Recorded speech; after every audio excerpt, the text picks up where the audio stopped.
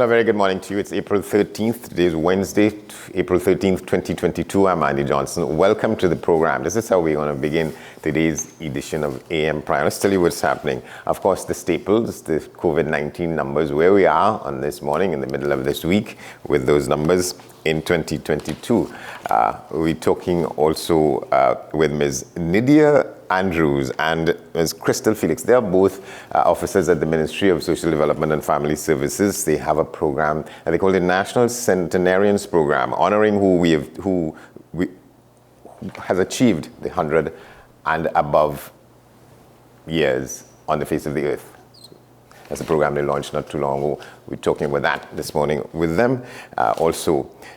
We take a look around the region. We stop in Antigua and Barbuda this morning, among other places. In the second segment of the program, we're talking with Mr. Farid Ali, our friend around here in legal matters. We're trying to talk around the issue of the charges now laid against a man for the death of his daughter a couple of weeks ago. That made big news in the country as to what transpired. The one report in the Newsday this morning is he's charged with unlawful killing, but he's gotten bail. So we're going to talk around that issue with Mr. Ali a little while from now. But right now in the Zoom with us, Mr. Kendrick Bob. He's the engineering controller at the Trinidad and Tobago Electricity Commission. We're trying to discuss this issue about the constant attacks on TNTech equipment, even in the face of death. The last person who tried to steal some wire from the commission, well, lost that fight and ended up dead.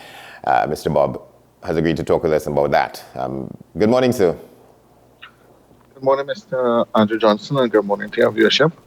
First, I want to say thanks for giving me the opportunity to be here to talk about electrical safety and about the incident that occurred over the weekend in Barbacoa. All right, so put it in context for us, electrical safety.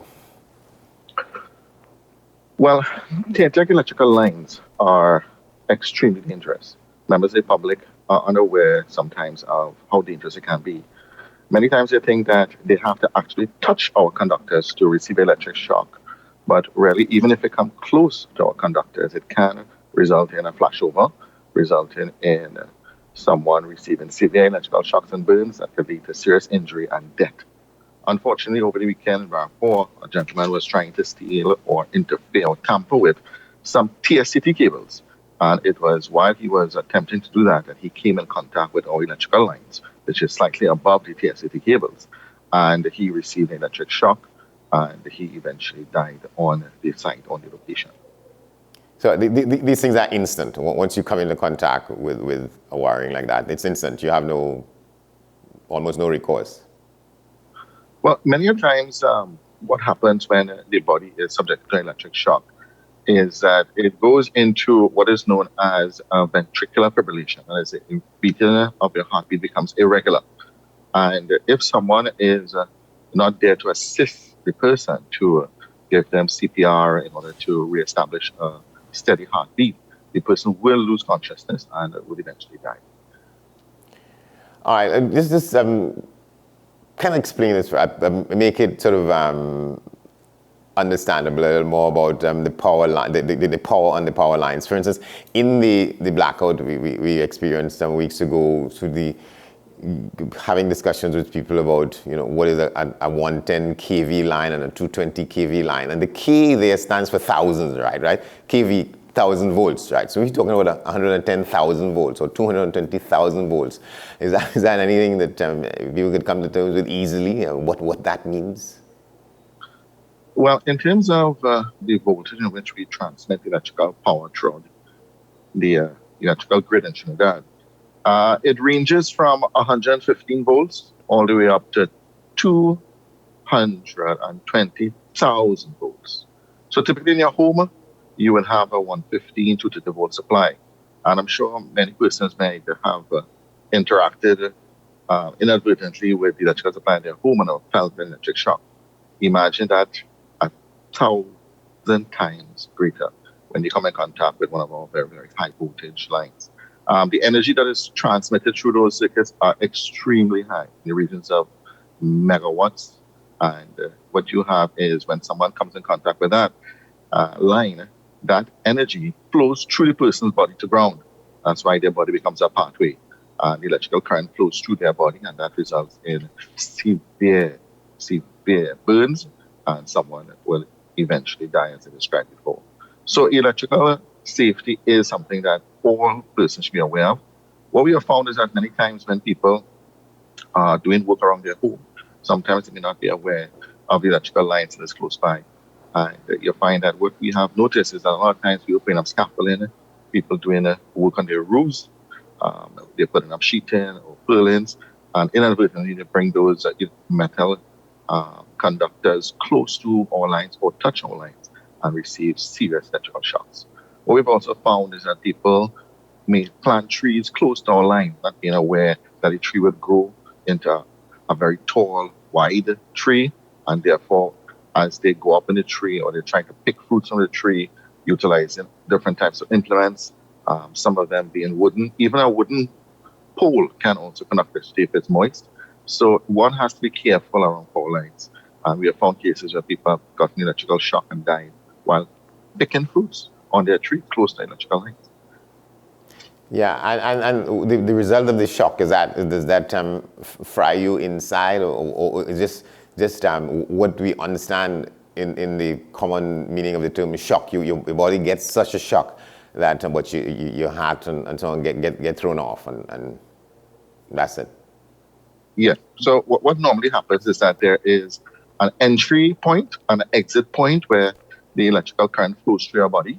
If your hand is in contact with the electrical line, your foot or any other part of your body is in contact with the ground, then that becomes the pathway by which electric current flows through your body. And of course, those currents will cause serious injury. The energy transmitted through your body will cause burns. And of course, as I mentioned before, it causes your heart to go into ventricular fibrillation and would eventually lead to you dying. Yeah, I think what you said earlier on is that sometimes you don't necessarily have to come into direct contact with the transmission, right? You could be too dangerously and deadly close, and your body will pick it up. That's correct. That's correct. So what we recommend is that members of the public stay at least 15 feet away from our electrical overhead lines. That is the minimum distance we would recommend, especially if you're doing work around your home. And if you have some sort of work to do in your household that brings you close to our electrical lines that are coming into your home, we do offer a service where we will come across and we would be able to ascertain the exact safety issues. And we do offer at a minimal cost to do what is known as a disconnection of the supply temporarily so that the work can be done safely. And then, of course, we'll reconnect. You can contact TNTech at our numbers 800-BULB, B-U-L-B, or 800-TTEC, or visit any of our service centers throughout Trinidad and Tobago, and you can make that request. And of course, we can ensure that the works you have to do is done safely around electrical power lines. All right, so let's come to the issue which brought us to this point, to the discussion, and where this person was seeking to cut the cables. Describe that for us. I mean, where were these cables, and how did he get in such a position that he wanted to cut them? All right. So, as I mentioned before, it was a telecommunication cable. So it was not one of TNTech's cables, because many of our cables on the overhead line networks do not have copper. So you find a lot of persons who wish to vandalize or steal pieces of cable are really looking for the copper inside the cable. And some of the older telecommunication cables do have copper in them. The new ones, of course, are fiber, and so they don't really have any sort of salvage value in those. But a lot of times people go up and they alleviate themselves by climbing the pole, using ladder, or any other means they can.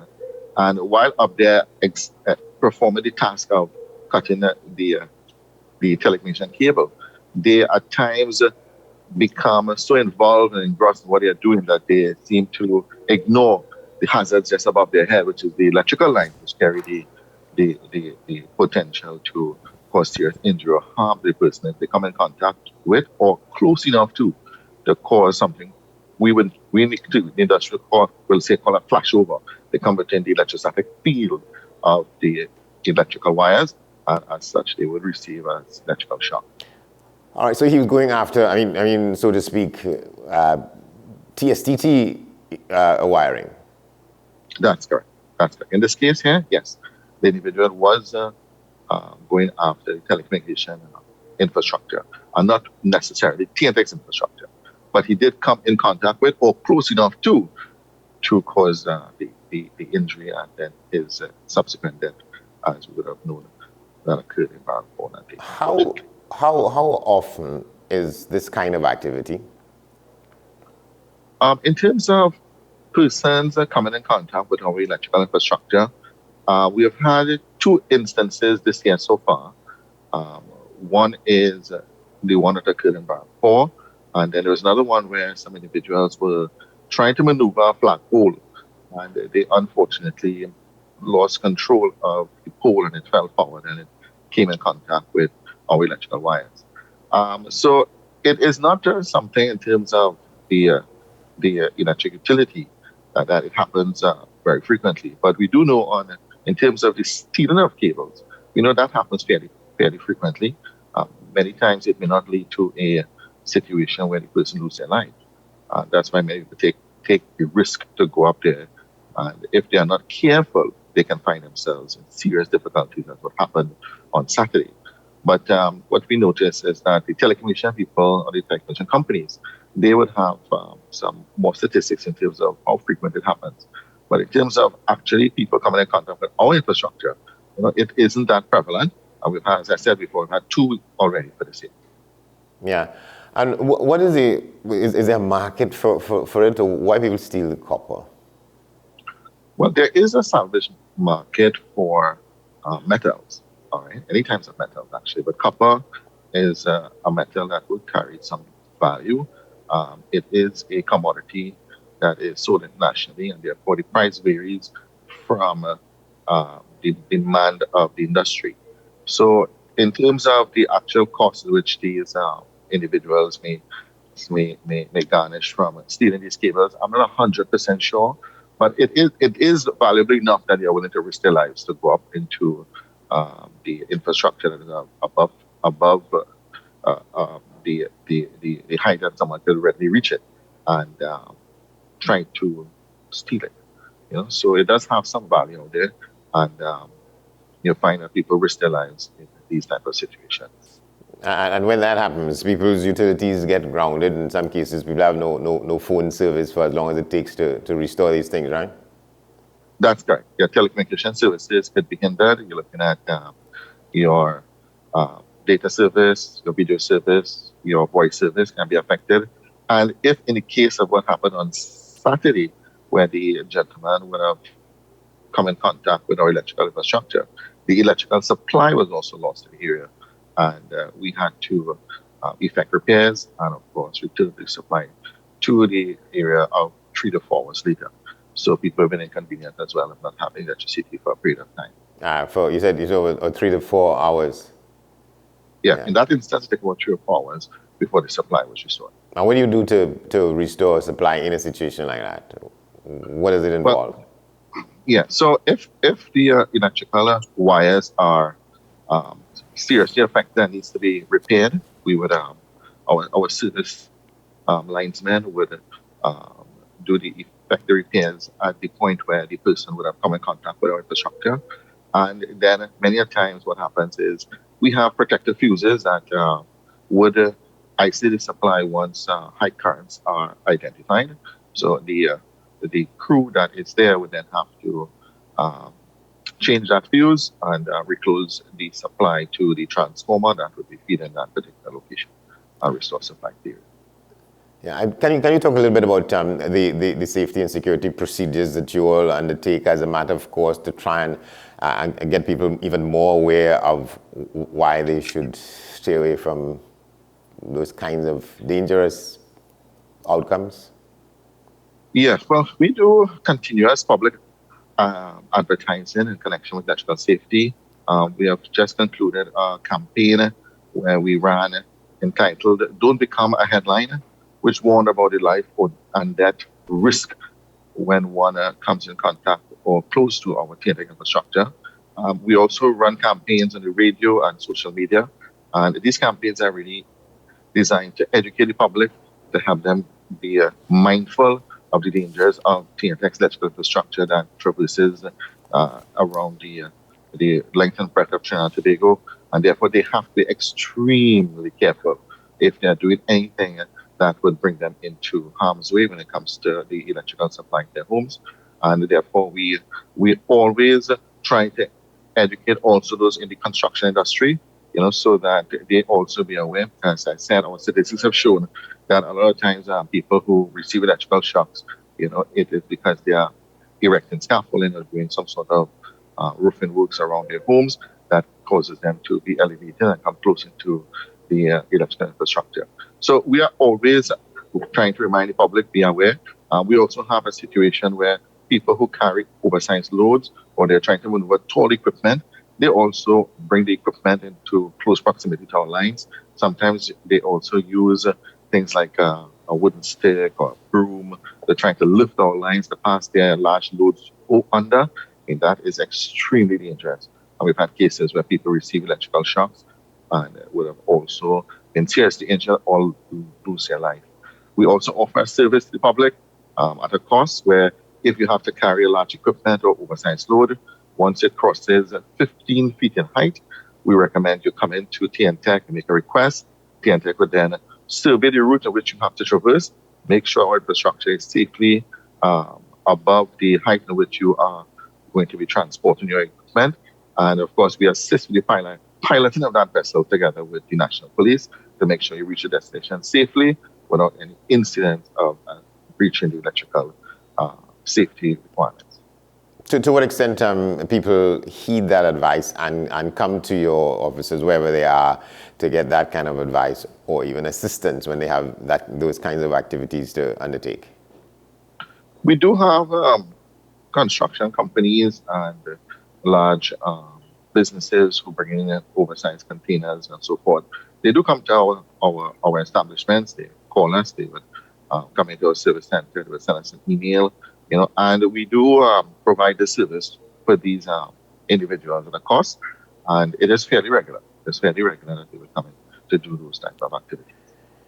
Yeah, I want to ask you a little bit about, so what are, well, no, before we go there, the question of, it used to be the case that a lot of people put in all kinds of electrical equipment and devices in their homes, and then their own systems become overloaded. And that is a danger as well. How do you advise against that? What is sufficient for people, in domestic situations? Right. So what happens at times is that as people becomes more affluent over time, they tend to increase the load requirements in their home. They may start to put in air conditioning units. They may start to install dryers, heaters, and other types of electrical equipment, which over time can increase the load in your home beyond the capacity of the electrical infrastructure you have. And that can lead to overloading of the electrical circuits coming into your home. And you'll find that it can lead to premature failure of those electrical equipment, and you run the risk of creating a fire hazard in your home. So once it is you are having any situation which is resulting in any sort of overloading situation, you normally identify it because you may see the voltage in your home starts to dip slightly. You may notice that you're smelling something that is burning, or you may even notice things becoming overheated in terms of the appliance. If that is happening, two things you need to do. You need to contact your electrician to come in to make an inspection of your internal installation. And also you need to come into TNTech to make a request for an upgrade and supply, where we would come in, take a look at the infrastructure in your location, and then upgrade accordingly to ensure that you have a safe, reliable, high quality supply to your home. Yeah, I'm just curious about what are your specifics in terms of your job title. What do you do as engineering controller? All right. So as engineering controller in TNTech, I'm responsible for the engineering solution and the various engineering analysis and the engineering models and that is required in the organization. So you will may most likely be familiar with the distribution side, where people would have the guys in the yellow truck that comes on. Yes. Well, the electrical infrastructure that they maintain, the engineering controller and the support staff under him, do the designs, do the initial installation and implementation of those projects. And we ensure that the grid can support the load requirements of the nation as it goes forward. Because the load increases year by year, we have to keep abreast of it. So we do many models, many engineering studies to make sure that we can fulfill the needs of the nation going forward in the future. We do generation expansion studies, we do transmission upgrade studies, and we also look into ensuring that any support required from the distribution guys, we provide any technical support they need as well. All right, Mr. Kenrick Nigel Bob, Engineering Controller at the Trinidad and Tobago Electricity Commission. Thank you very much for talking with us. Thanks a lot, Mr. Johnson, for allowing me this opportunity. I just want to remind members of the public one last thing is that we're coming into the long Easter weekend. Persons may be interested in flying kites. Please be mindful, don't fly kites close to electrical lines. Kites can result in electrical shock if, of course, you use a metal wire, and if the kite is wet, and of course, if kites get entangled into electrical circuits, it can lead to a power outage in the area. So please fly kites in open areas like savannas, not close to electrical lines. All right. Thank you very much. All right. You have a nice day, Mr. You too. All right. So we're going to take a break. When we come back, we talk to you about the COVID-19 situation amidst on this day, April 13th, and we tell you what's in the Newsday newspapers this morning as well. So stay with us.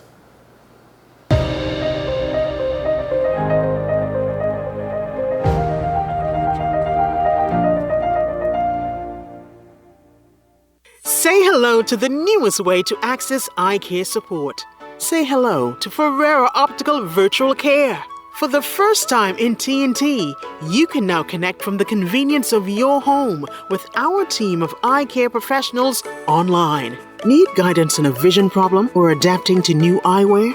Book a virtual visit via FerreraOptical.com using our smart scheduler, and we'll take care of the rest. Ferrera Optical Virtual Care, connecting with you wherever you are. Change your fate! Start to win at life with $20,000 every month. Win $20,000 every month for 20 years with NLCB's newest game, Win for Life. 6 numbers from 28 plus the cash ball could make you win for life.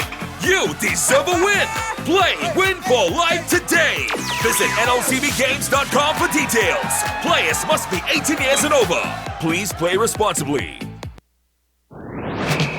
We have been apart for a long time. Now let's get together once again. Let's welcome you back. Family. North Coast Jazz 2022, May 27th to 29th. Born here, played here.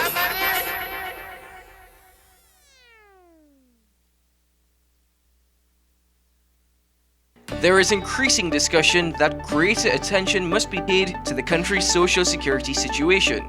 Should public servants remain on the job until they are 65? Would employers and employees be required to increase their contributions to national insurance? And will the National Insurance Board have to increase the benefits to retired persons who paid into the system? What's your view on the subject? WESN Content Capital will host a live panel discussion this Thursday with NIB's former chairman Michael Toney and Dr. Jennifer Rouse, former head of Division of Aging at the Ministry of Social Development and Family Services. We invite you to be a part of this riveting discussion. Join host Andy Johnson from 7:30 p.m. to 9 p.m. on Thursday for a lively and informative discussion on this critical issue, only on WESN Content Capital.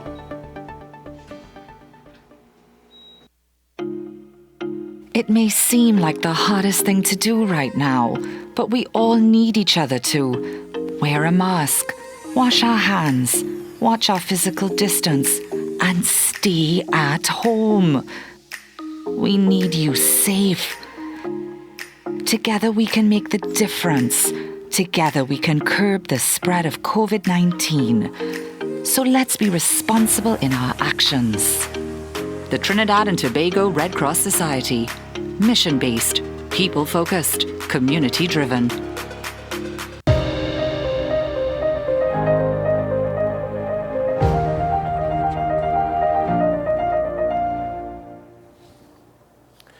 Welcome back to the program. Well, let's tell you what's in the paper now this morning and what's out there. As far as COVID is concerned, on this day, in our lives. April 13th, 2022, the numbers, the new positive cases, the total recovered patients, and the rest of that story, as they are up on the screen, 130,528. That's the total recovered patients. 6,001, the active total positive cases in the country. 3,787, that's the death toll to this point. 140,457 total positive cases reported in the country since we began the counting on March 12, 2020, up to yesterday. 324, the new positive cases reported in the last 24 hours, and 149, that's the number of persons in hospitals in the parallel healthcare system. We want to take a look now at what the Newsday poll is, and the question is, do you believe after the PDP's 14-1 victory in the THA elections, and that's in Tobago, that they can emerge as a major political force in national elections? Here are some responses. No, they don't have the funds to compete against either party. Tobago and Trinidad vote very differently, and non-voters will continue to sit down and scratch when the next general election comes around. Another response is, I'm willing to vote PDP. I doubt they'll win, but anything at this point is better than the PNM. One other response, all I can say is the fact that they kicked Rowley's tail in Tobago and shamed him. It would be so revolutionary and a huge embarrassment if he will never be able to get over. If they come to Trinidad and do the same, he will be depressed for life. Another response, no, the PNM, the UNC syndrome embedded in the country. And the last response, you'd see there, no, not Duke, never. Well, those are the responses to the question.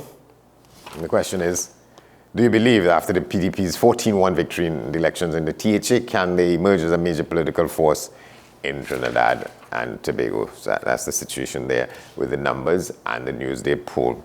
We'll come to what is in the paper in a minute, but probably we could do that now as a means of introducing our next guest. So on the front page of the Newsday, there's a story that the cooking gas supply has stalled because of landfill issues with the fumes in Tobago. That's the front page of the Newsday Trinidad and Tobago this morning.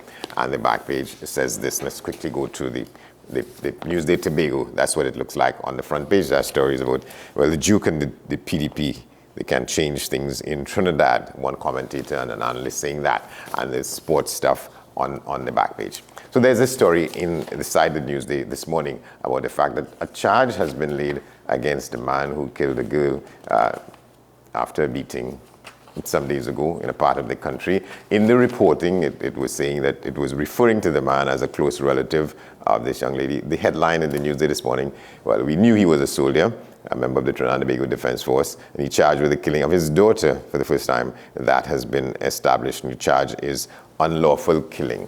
Well, we'd asked our friend, a legal mind, Farid Ali, to help us understand what was coming behind this, because we didn't know what he would be charged with if there was an incident in which somebody died. What would be the charge given the circumstances into which the death occurred? How would that affect the charges? So we're walking gingerly around this here because we understand that sometimes when a charge is laid, there are circumscribed conditions and circumstances under which you could discuss it, but he will help us out here. He keep us on the straight and narrow. Farid Ali, good morning. Good to see you.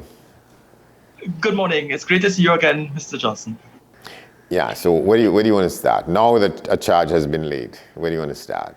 How do we go about getting a sense of how the charge may have been mounted, constructed, given what the information may have been that went to the DPP and the police investigating the matter and so on? Well, when we look at the facts of this matter, the DPP's office, they were basically placed in a very, very peculiar position. But the application of the law is very straightforward. Murder is the unlawful killing of a human being with the intention to do one of two things. With the intention to kill or the intention to cause serious bodily harm. What we're looking at here is a charge of manslaughter. Manslaughter is somewhat different. It involves the unlawful killing of a human being. But what distinguishes manslaughter from murder is the lack of intention to kill or the lack of intention to cause serious bodily harm. So this soldier, the corporal, he finds himself in that peculiar position where the child is dead. But he never carried any intention. He carried an intention to discipline the child. And the disciplining involved the use of corporal punishment. This is what we're basically seeing here is he did not carry any intent to cause harm to the child. He intended to discipline the child. If we were to look at the Children's Act 2012, which is the act that governs how parents and guardians ought to treat with a child. Act number 12 of 2012 speaks to the right of a parent to administer corporal punishment, which is to use reasonable force when disciplining a child. That reasonable force, the DPP's office had to explore its mind as to whether the actions of this particular gentleman challenged the boundaries of what was reasonable. If we were to follow the narrative that was carried in the editorial of the newspaper, it simply indicated that the child was beaten with a belt and subsequently fell down a flight of stairs. We are not here to explore the boundaries of, whether he is legally culpable or not, but we are exploring the boundaries of what sort of charge could be laid. Section 4, subsection 7 of the Children's Act says clearly that a parent can use reasonable force, but the reasonable force has to be, the force that it uses ought to, in the eyes of the law, be reasonable. Simply put, one must explore whether the actions of the parent was warranted in the circumstances and whether the amount of force used to discipline that child in the circumstances was sufficient to achieve the objective of ensuring the child obeys and follows the instructions of the parent, or whether it exceeded that boundary. Now that is a very subjective interpretation, because every parent would use force that they think is necessary given perhaps the age of the child and given the strength of the child. In this particular instance, the autopsy report revealed that the cause of death was blunt force trauma. So the narrative carried by the particular individual, if it is he says that he used a belt to discipline the child, if the scientific evidence, the autopsy report, reveals blunt force trauma about the body, that narrative may not have manifested itself in what the autopsy says. So the DPP may have been forced to place in a position where there is no way, let us say, just to be the devil's advocate, or as we say in law, to be an advocate. The science reflects that it may have been force that was unreasonable, and therefore the DPP is placed in a position where scientifically, in examining the damage that was done to the body of Alia Alexander, that the storyline that we're getting, the statement from the particular individual, may not have been on all fours or matching with or consistent with what the science is saying. In other words, the science disproves his version of the facts, and therefore scientifically the force used may be deemed unreasonable. So in as much as a parent can use force, it is up to the authorities in examining the child, whether the child dies or doesn't die, to see, based on the narrative of the parent, whether the parent's version of the force used is manifested in the doctor's examination, or in this case, the pathologist's examination of the body. Now, in looking at the charge of manslaughter, what we are looking at moving forward is he would have to mount his defense along the lines of he did not intend to cause death, and because he lacked that intention, his intention was to discipline, then he his position would be that he ought not to be deemed liable or culpable for manslaughter, which is the unlawful killing of the child, despite not having intention to cause that death. Now, having said that, this instance that we're dealing with as it touches and concerns Aliyah Alexander, this happens to be just one instance of a series of similar actions by adults over the years and through the years. We have the Children Authority stepping forward now, and they've been saying that simply we ought to challenge the social norms when we're dealing with children, when we're dealing with disciplining. And the scenario or the narrative and editorials associated with, as we would say in Trini language, beating children into submission, that ought to change. We ought to scientifically find ways of reaching these young adults, reaching these children, to get them to function in a way that is consistent with what we would like.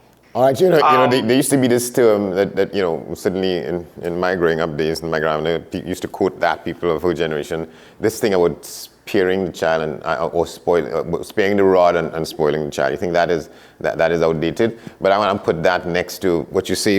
I don't know if it qualifies as first principles, but you were saying earlier on that the Children's Authority makes allowances for corporal punishment, but they prescribe how it should be done, what should be the limits, right? The Children's Authority. What we need to understand is sometimes the expected yield or the expected gain isn't always achieved by the current methods. So in sparing the rod and spoiling the child, what we're finding ourselves in the crux of is challenging the boundaries of what the secular law places as paramount.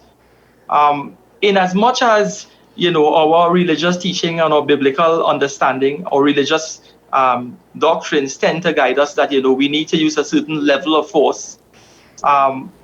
We live in a land where, as we say, we have to render unto Caesar what belongs to Caesar. If our parliament has passed laws carefully scribed in the Children's Act, which speaks to we ought not to assault children, we ought not to neglect them, we ought to act in a particular way, and we ought not to omit to act in a certain way. So in as much as you may act and discipline a child, the fact that you don't act also puts you and places you in a position where your inactivity could be deemed as an omission to act, and failing to act, you can also be liable. So it's a double-edged sword. When you act and you discipline, the law is there to say, well, you've acted with too much force. And when it is you fail to act or you omit to act, the law says that you've neglected to fulfill your function. Yeah, you've been neglectful. We have to constantly balance that or find a balance between the two norms. And as parents, the Children's Authority is saying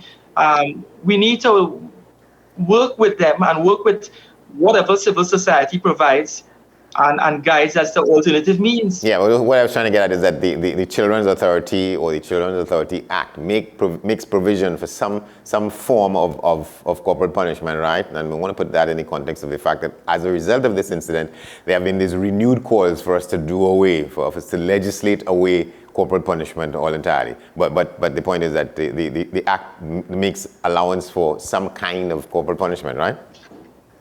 Yes, there's a creative distinction that the Act has created where they eliminate, you cannot issue corporal punishments at the education level within the institutions of any public school or private school. But yet still they recognize that a parent ought not to be denied the ability to issue corporal punishment at home. The spanking. So it's almost as there's a certain level of double standard where a parent has that special privilege, has an overriding ability that has been denied other persons or other persons who may have the authority to deal with children. So in allowing that parent the elbow space to use reasonable force, it's putting that discretion in the hands of individuals who are educated differently. Let us put it this way, Mr. Johnson. Yeah. You and I, or perhaps you, being an educated person, a mature man, with a certain level of education and a certain level of enlightenment. And that applies to, I don't want to say professionals across the board, because that sort of discipline isn't peculiar or synonymous with just persons of a higher level of education. Yeah. But we may find that there are other ways of reaching our children because of the way we would have grown them or the way we would have trained them. That applies to parents who come from, the lower classes or the working classes of this country. They find ways and means of reaching the minds of their child and training the minds of the child as to how to apply the values and the teachings that we provide. So the reasonable force that is expected of a parent, that standard is dependent on that parent's upbringing and that parent's ability to reach their child and reach out to their child and to get the child to follow a certain pattern of behavior. That is something not just peculiar to our family, but peculiar to our society and a community and a national community. Yeah. All right. When you described the offense here as manslaughter, or at least the charge, but in this reporting it says he's been charged with the unlawful killing. That's just another way to describe it, or is there another form of unlawful killing that may not necessarily qualify as manslaughter? What's happening here? No, there are two forms of unlawful killing. Either one intentionally and unlawfully kills someone, or one unintentionally and unlawfully kills someone. So it's manslaughter is the killing of an individual. But that killing involves the lack of criminal intent, meaning that you didn't intend to kill, you intend to punish, you intend to apply force, and death resulted. So it's the criminal mind, it's the mind behind the violence that was used that creates the distinction between a homicide and manslaughter. So both of them involves the unlawful killing of an individual, but the lack of intention to kill makes the killing, I don't want to use the word acceptable, but makes the killing acceptable in the eyes of the law, meaning the law recognizes that you didn't kill with any intention to any malicious intent, but it provides you with a defense. So yes, to kill without the intention to kill still is unlawful. The killing is still an unlawful killing, but it means that the lack of intention or the lack of malice gives you the defense of having been provoked or having having embarked on a misguided course of action. All right, so it's another way. So it's another way to refer to a killing that is in common understanding manslaughter. So it's an unlawful killing. It's certainly not a murder. It's not a murder. And to put it a different way, let us put it a different way. The law recognizes that a man may be mentally challenged, laboring under a mental condition, let us say a psycho-schizophrenic action, where he has predispositions to mental illness. And therefore, he may not understand the nature and the substance of the action that he's embarking upon. And that in itself brings one outside of the remit of a murder or intending to kill, simply because he doesn't understand the course of action, the nature of the action that he's embarked upon. That in law sometimes is referred to as diminished responsibility, where you're so mentally impaired that you don't understand what the nature of your actions. The manslaughter, it's similar. It simply means that you have embarked on an activity, not fully understanding the full effects of what you're doing, and it provides. Therefore, you have a defense arising out of the lack of that intention. That defense may simply be tied to one being provoked into a particular course of action. So provocation isn't a complete defense. It's no longer a defense for All right. unlawful killing. All But right. it certainly works in terms of a mitigating factor in one's actions. Right. So There are a couple of more points I wanted to get at. So the issue of blunt force trauma, that is that's a controversy around that in my view in a case, because we have situations in which the state pathologist would examine a body and say the examination was inconclusive, and you take the body outside and a private or examiner, as they call it in the United States, would come back and find blunt force trauma. So that's a whole issue that maybe we can have a discussion about it sometime. How in one case, one professional says, well, nothing is conclusive, and another one the next day says this is blunt force trauma. But what I'm trying to get at here now is that the issue of blunt force trauma in this case, how do we establish if it were from the beating itself, or the stories talked about her falling down some flights of stairs and so on? Is that something that we have to be gone into, that to be taken into consideration? there is in law what we call what is popularly referred to as the but-for test. Yes. But for the actions of the parent, but for the actions of the corporal, the girl would not have fallen down the flight of stairs, or would not have suffered injury that would have resulted in her death. Okay. So you may have an autopsy that reveal that they can't conclusively determine that the cause of death was blunt force trauma, or they can't conclusively determine the cause of death, but they can conclusively determine that she died as a result of injuries arising out of the actions of the soldier. So, but for the actions of the soldier, we have a death arising. Yes. It doesn't matter how much force he used. It doesn't matter to what degree he applied the force. All it matters is that he applied force. So one autopsy could reveal without any contradiction that because of the depth they would have gone, meaning the second autopsy may have gone a step further and determined, well, we are seeing signs of blunt force trauma. Where the first autopsy may be inconclusive, simply meaning that they are seeing possibly blunt force trauma, but they are seeing some other factors that scientifically may have resulted in a death. Let us say she had a pre-existing condition, she had a heart condition. Let us say she had another medical condition, and she would have died as a result of that medical condition. Let us say a thin skull. She fell down the flight of stairs, damaged her skull, and she died as a result of injuries to the head. But in looking at the autopsy and in examining the body, the pathologist is saying that we can't say that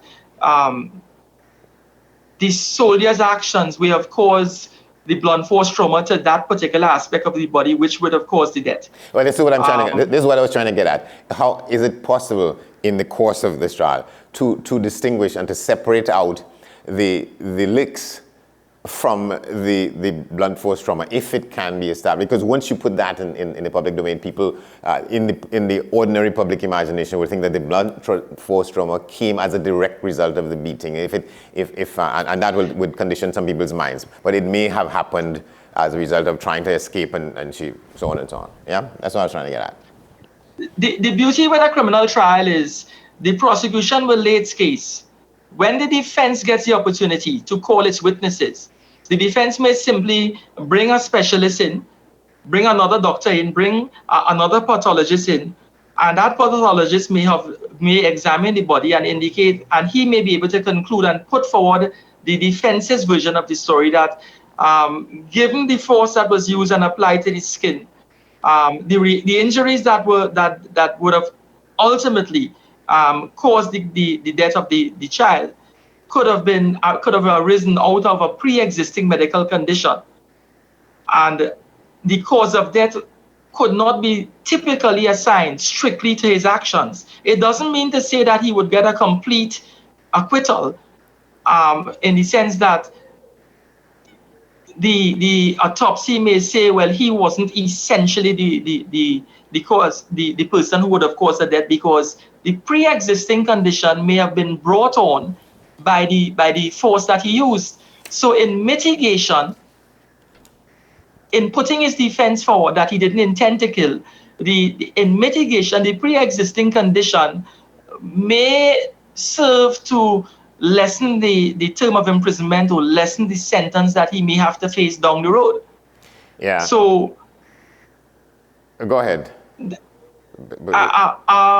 A defense attorney mounting a defense for this particular corporal may simply go along the lines of he may be able to explore and exploit the niceties of what the second autopsy reveals, which is simply that we can't determine with any degree of certainty that the cause of death was a direct result of his actions. Yeah. The defense attorney will simply be able to bring into the foray that it may very well be that she had a condition that would have resulted in her death. Yeah, and his actions would have simply triggered it. Unfortunately, we have to adjourn it there for a moment. But as we speak, there are many issues coming out of this because when it goes to trial, what we have on record thus far is that the mother of this child appeared to be pleading for understanding for the father because what she said, what was reported, he was such a good father and he would not have done this because he'd beaten her once and he said he would never do that again and so on and so on.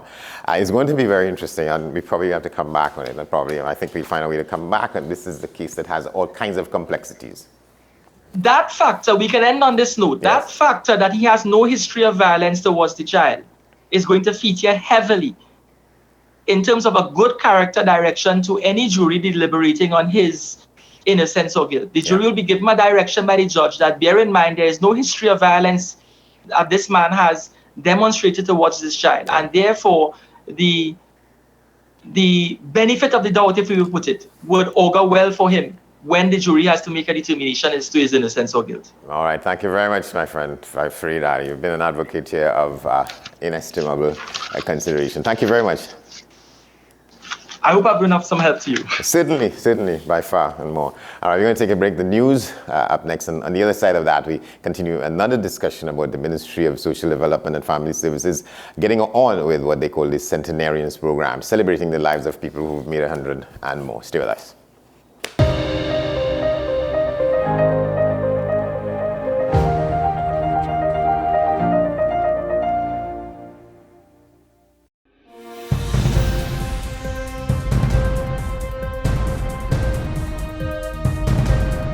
Seven is out, all day is in. WESN News on the hour.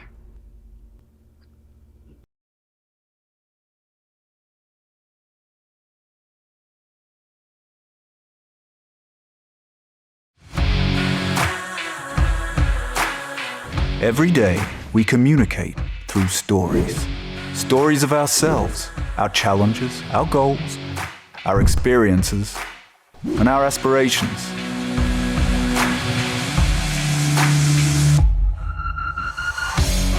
Storytelling is an art that we have mastered.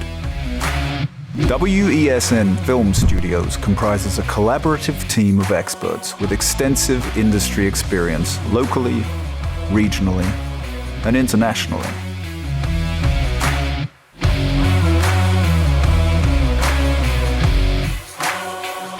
The ability of your business to successfully communicate with your preferred audience depends on the strength of the stories you tell. Your vision should be communicated in a high-quality, professional, and creative way.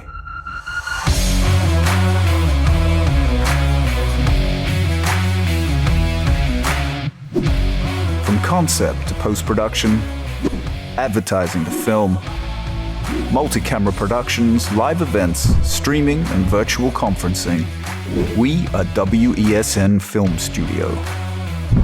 Let your own unique voice be heard and your vision realized. Call us today at 628-5835 for your next production.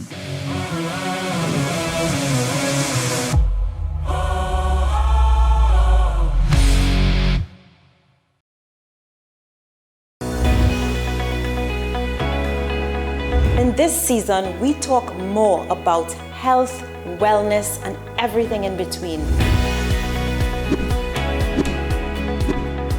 I am so excited to share with you everything about health and wellness so that you can design the life that you've always dreamed of. Join me here on What's Up Doc. What's Up Doc? Tuesdays and Thursdays here on WESN, Content Capital. Is it politics? What is it? Is it that nobody cares about sports? The kind of support that sport used to get in the past is no longer here. The thing is, taking a knee doesn't mean that that's the only thing you're doing on it. Right. Taking a knee along with other stuff. Samantha, what are you looking forward to when you return home to Trinidad and Tobago after winning the title? Thank you very much for speaking it into existence. Is it no pressure on Nicholas Paul? It makes me more motivated to work hard and to go out there and rep the red, white and black. Why are we sending a team to the Winter Olympics? There are a number of Trinbagonians who are in the diaspora and have grown up in winter sport. It's an opportunity that the Trinidad and Tobago Olympic Committee will not close the door on. I also believe in the players that we have. Once you can motivate the players, you can get the best out of them.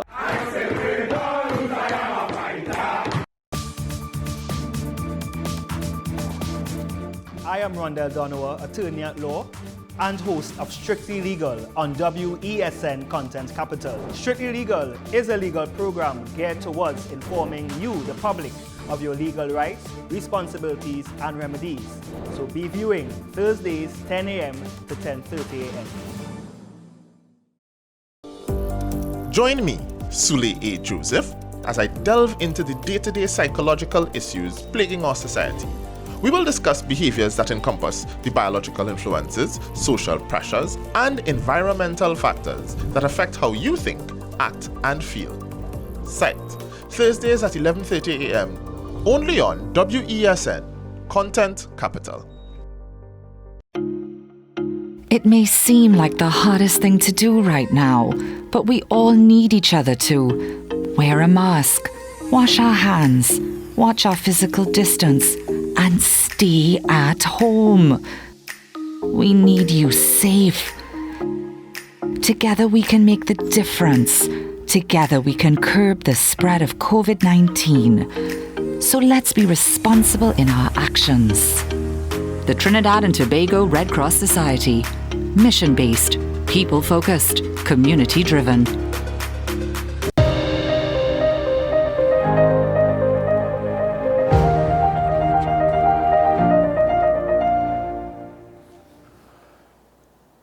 Welcome back to the program. Well, let's begin our look around the region this morning. And we go to Antigua and Barbuda. A report from ABS TV. The Antigua government says it has not received any official communication from Britain regarding 2 yachts docked in their port. And the rest of the details are there. Take a look at this story.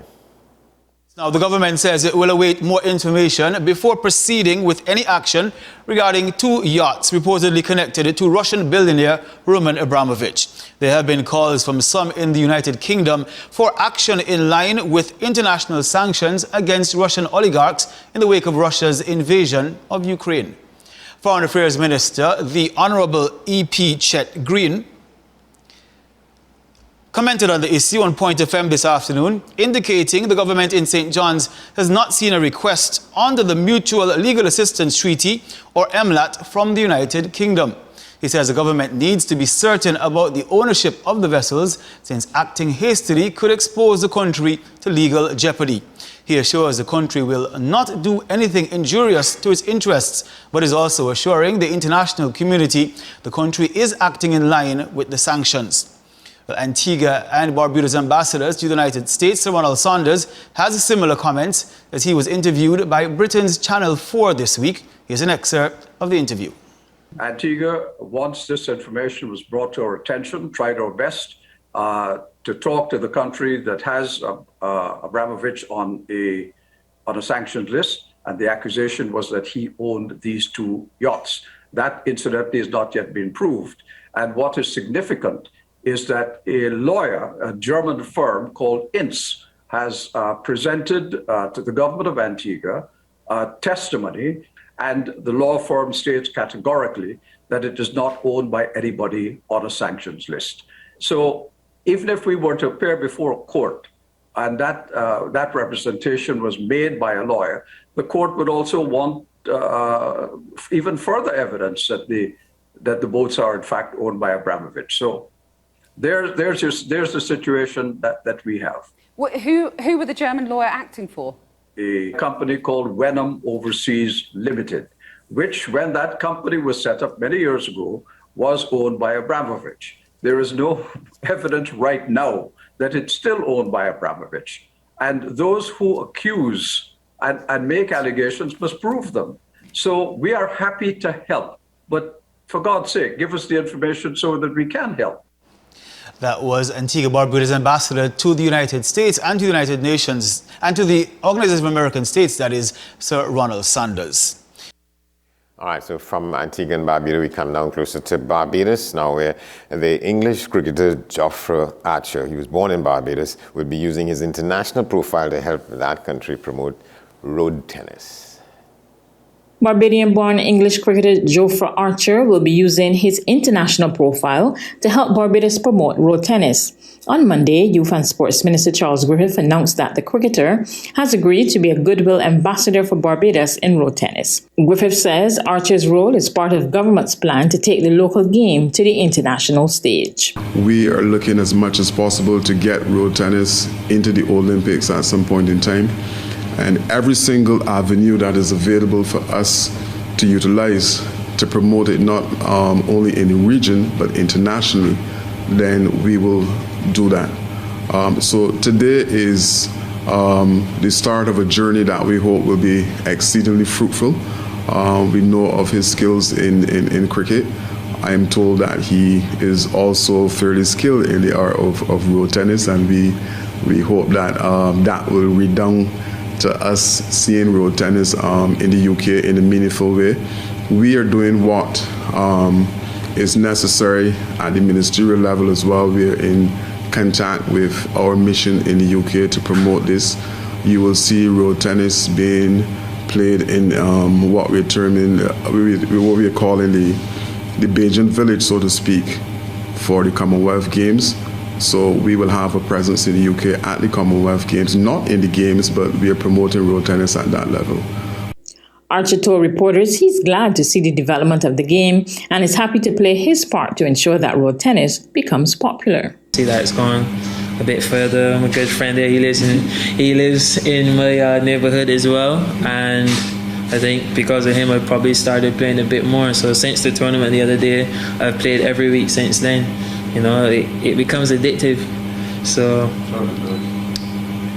there's no reason why, even when I do go back, because there's still a few Barbadian guys where I live as well, you know, and there's no reason why I wouldn't play it this summer in the UK, you know, and anyone that can see it and then show interest. Because then when I did put it on my story, a few guys asked a question, or because did you see the documentary-ish thing that Nike did?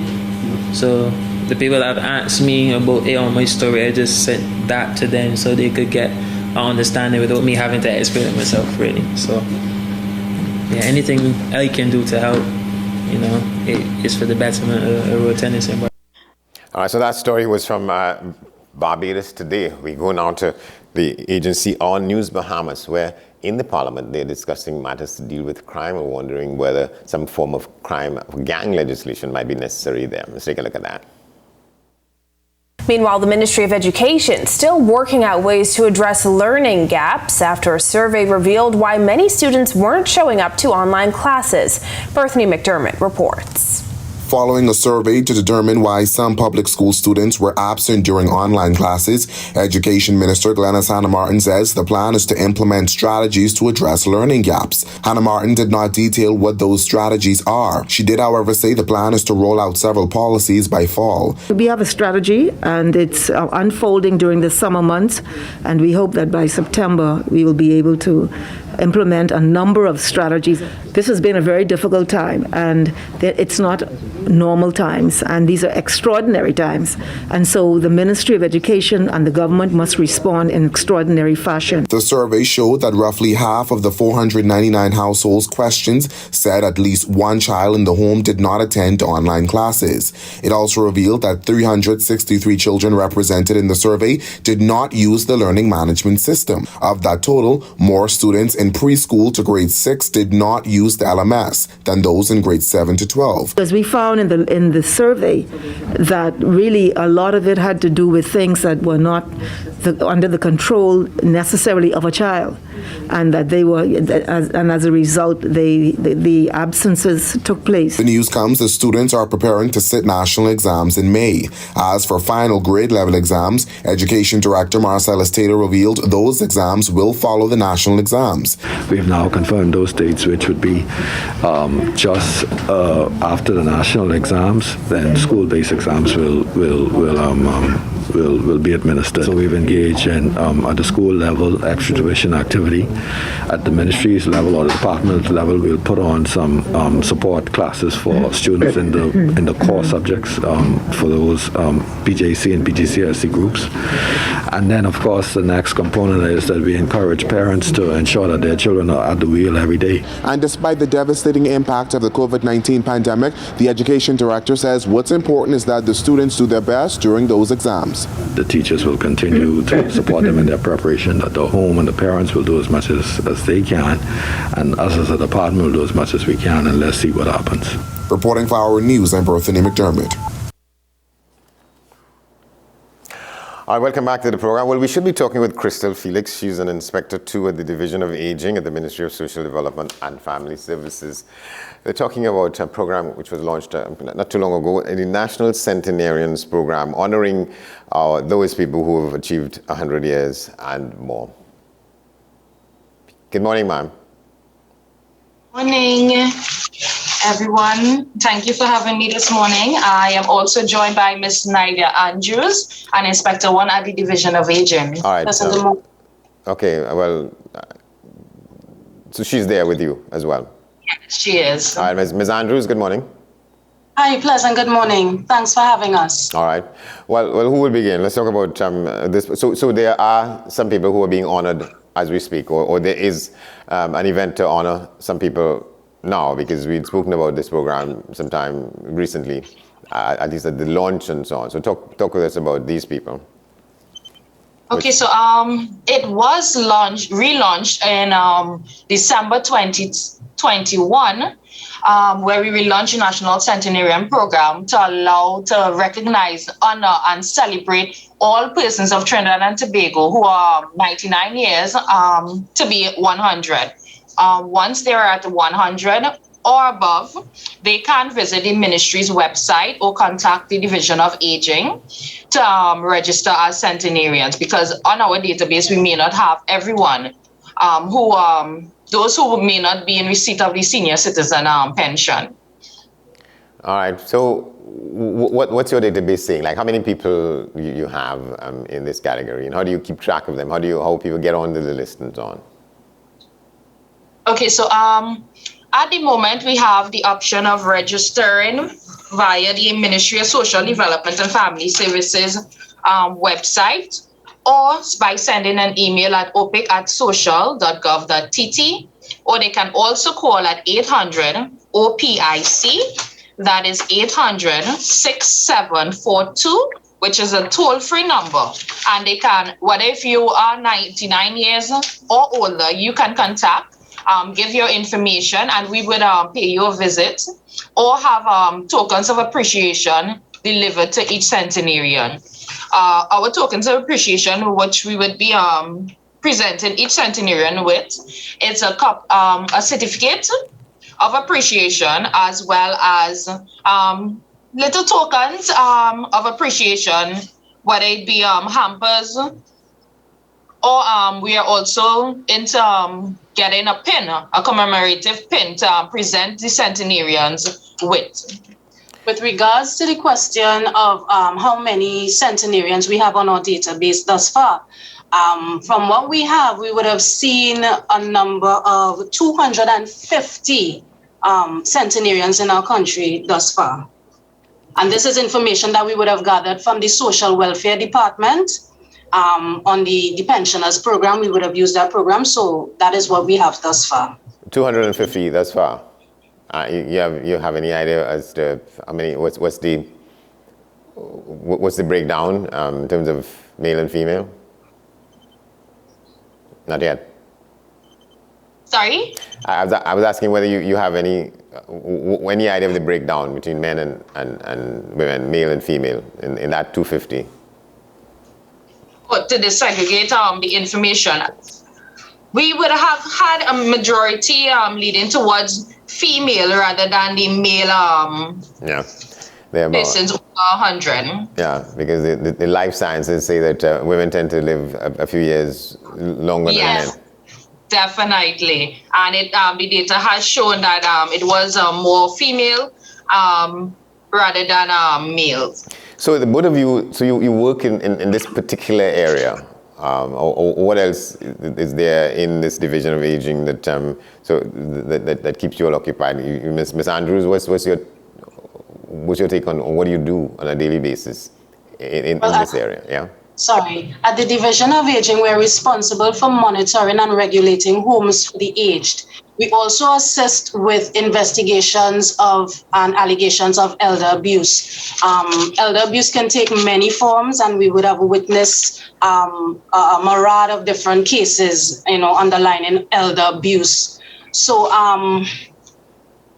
that's what we do at the division. You think it's a big problem, the issue of elder abuse? How big it is, can you judge based on, imagine you all get reports of one kind or another?